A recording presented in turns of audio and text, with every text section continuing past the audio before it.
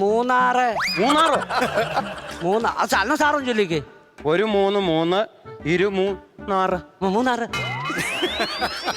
അതങ്ങനെ വരാൻ വഴിയില്ലല്ലോ. അത് അങ്ങനെ സാറേ സംശയം ഉണ്ടായിരിക്കും. വിളിക്കാൻ പോയി.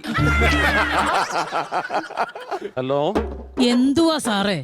വനജ ടീച്ചറേ, സാറ് ക്ലാസ് എടുക്കാൻ സമ്മതിക്കൂലേ? അല്ല ഞാനത് പറയട്ടെ.